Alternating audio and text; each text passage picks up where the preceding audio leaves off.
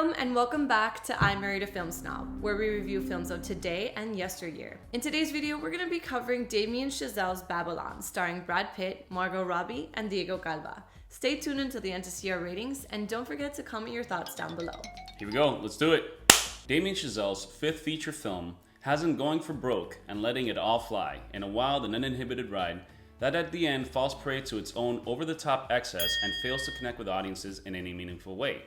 We were left simultaneously exhausted, yet somehow bored in what amounts to be an exercise in cramming as much nonsense as could possibly fit onto the screen at one time. It's as if Chazelle got a car crash, a food fight, and the contents of a gas station bathroom and mixed them all in a blender to show how wild and crazy those late 1920s actually were. We get his intent to show that our perceived imagination of those times, being more innocent, simpler, and somehow purer, are in fact wildly wrong.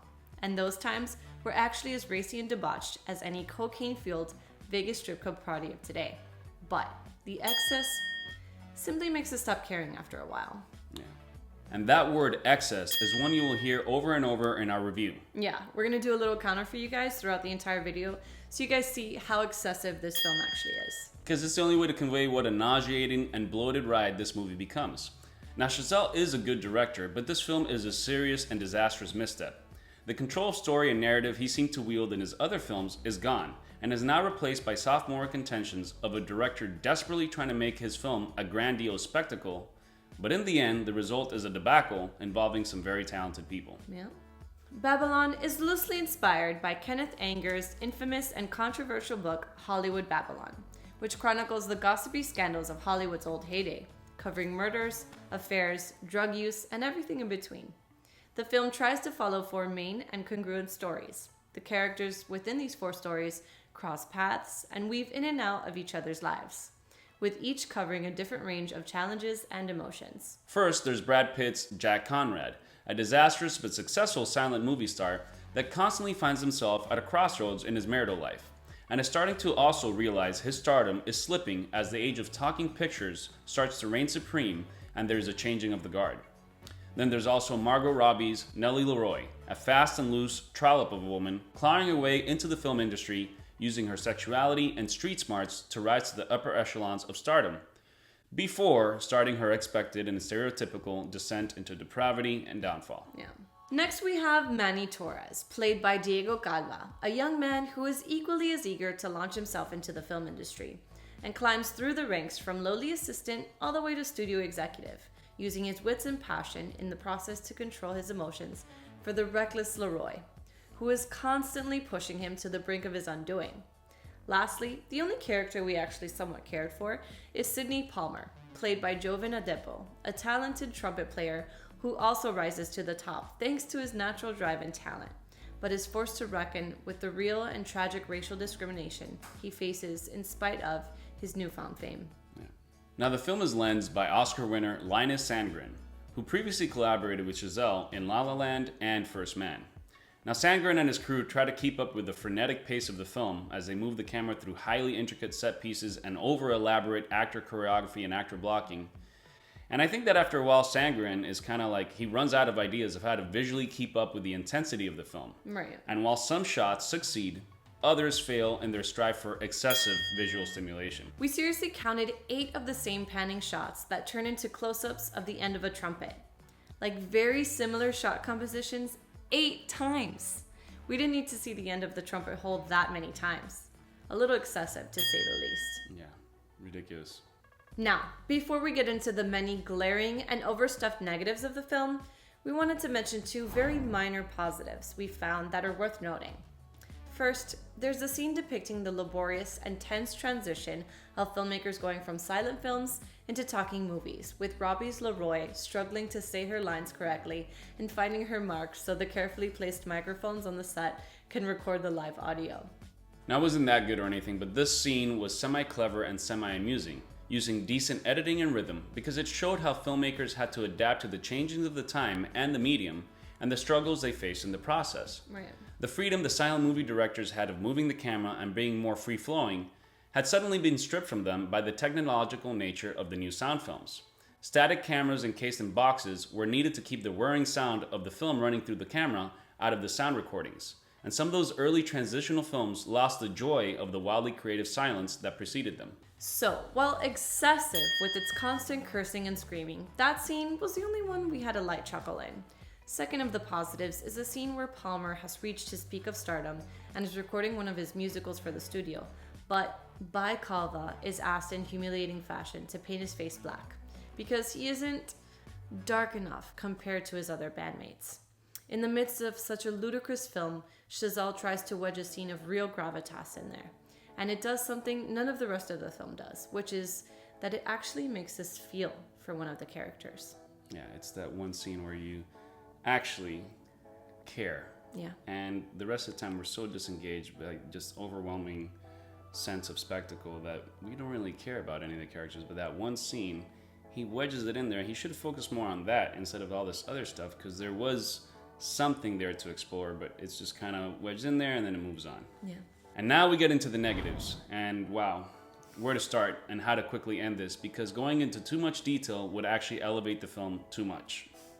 Now, first and most obvious is that the whole movie felt anachronistic in tone.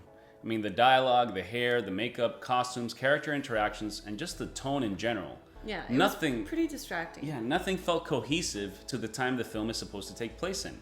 We did not feel like we were watching real people from the late 1920s at all. The way the characters speak and the words they use are glaringly inaccurate and constantly strip you away from the illusion the movie is supposed to build. And the film constantly does this, and not even in a cool Tarantino-esque way of playfully subverting and rewriting history. Right. It just simply comes off as poor script writing. Now, second, the movie is not original in any way. Relating again to Tarantino, Margot Robbie already had a scene of being an up-and-coming actress sneaking into a theater to watch herself on the screen in Once Upon a Time in Hollywood. And that was handled much better. In this case, it felt uninspired and unoriginal. All the characters felt stereotypical. The fading actor, the newcomer rising up in the ranks, the wild child destined to cause her own downfall, all felt like shells of previous characters we've seen through other and better executed films. Yeah, that scene with Margot Robbie sneaking in to watch the premiere of her film. Yeah. It's like, was there a deja vu there? It's like, yeah. Tarantino already did that in Once Upon a Time in Hollywood. And again, that was handled much better, much more elegantly. This just felt kind of, I don't know. Forced in a way. Empty. Yeah. So. And the film quickly becomes like one of those collages you used to make as a child, made up from different magazine clippings. But instead, Chazelle uses snippets from other films and history to create an ode of misguided and poorly strung together scenes. Yeah. The few moments the film stops to catch its breath and tries to show us a quiet and more intimate side of a character, all resoundingly fail. As an example of this, the movie starts with a chaotic extended scene that runs for way too long. And after the while, the film finally stops its frenetic pace to show Leroy having a scene with her mom in an insane asylum, which was vaguely familiar to a scene in Blonde, but we digress. Yeah. Now, the only point of this scene is to forcefully try for us to feel and identify with Leroy in some way, and show why her attitude and free-spirited nature is a product of her upbringing. Again, it's derivative and just poor script writing. It's like forced in there, like, oh, look, care for her. Look, this is why she said it's stupid. The tone of the film seriously felt like a bad Rob Schneider movie, mixed with Pasolini's Salo or something. And we mean that as no insult to Salo. On the contrary, Chazelle wishes this film had an iota of that film's visual access done right and stylistic flair. Scenes involving animal defecation, human vomiting, and sexual urination felt incredibly over the top for no real reason, basically just to show excess. Now, I want someone to explain to me what was the point of the elephant diarrhea scene at the beginning of the film. Like, seriously, what the hell was the point of that scene? No idea. Why did the elephant have diarrhea, and how did showering a meaningless side character with the elephant's fecal matter add anything to the story at all? Likewise, the underground dungeon scenes with Tobey Maguire's character felt like a poorly written comic book villain derived from other vastly superior and darker films. Yes, it did. The acting was hokey for no reason other than to show how eccentric his character was. Yeah, and it was ridiculous. And again, all those dungeon scenes felt like... Yeah, like he was trying to channel Ryan Murphy or someone of that similar... Yeah, or like he maybe watched Nine Inch Nails' Closer video on loop and said, oh, let me grab from here and let me grab from there. And right, and it was still poorly executed. And show this depravity, this excessive depravity.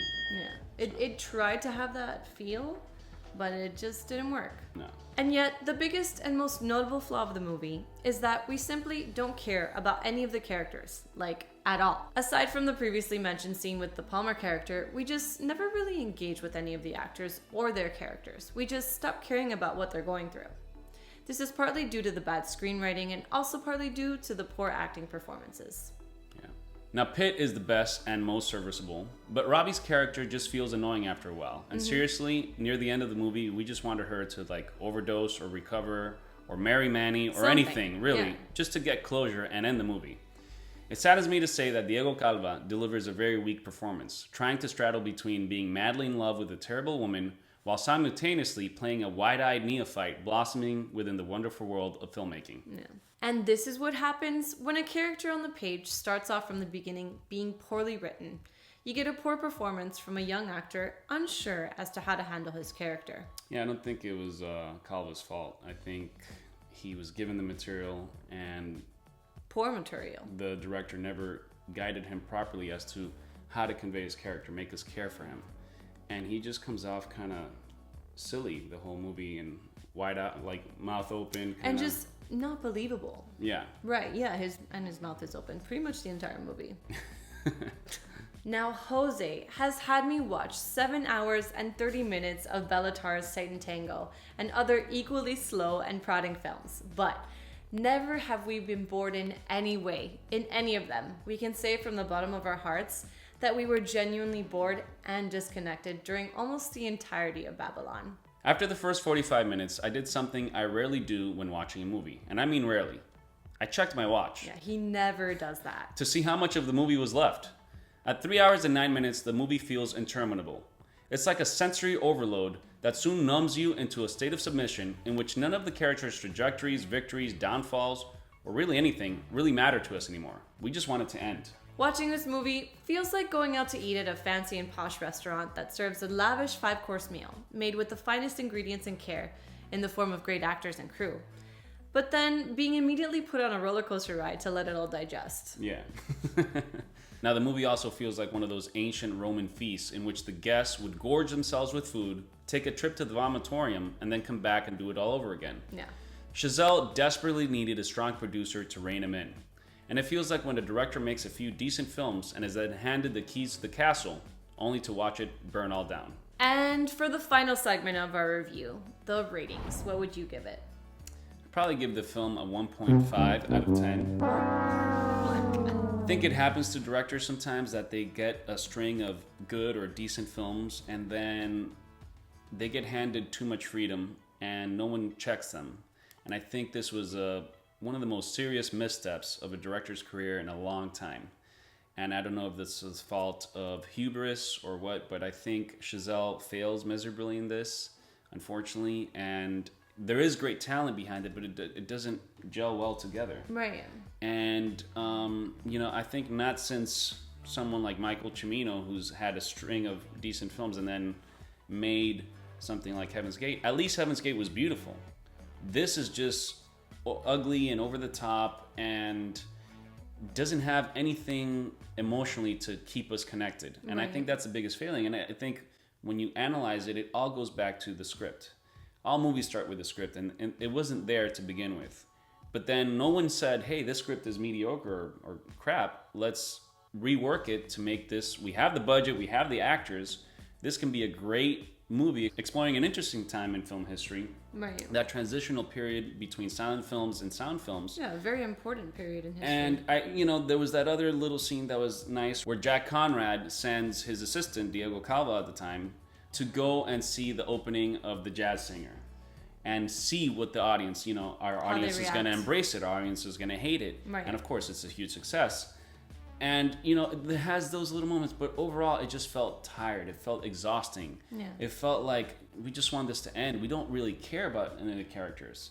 So it was unfortunate that none of it came together. And I think it, again, goes back to just poor script writing and no one reining him in and saying, hey, this doesn't make sense. This excessive overload of images. How about yourself? What would you give it? I would probably give it a 4 out of 10 because it actually falls into being one of the worst films of 2022. It was disappointing on all fronts, and I was dying to get out of there. Yeah. Both of us were like, who cares anymore, you know? Yeah. As far as the actual story and the actual characters, aside from Sydney Palmer, I could care less. Yeah, basically. Yeah. Thanks for watching. Subscribe and turn on notifications so you don't miss more Film Snob reviews.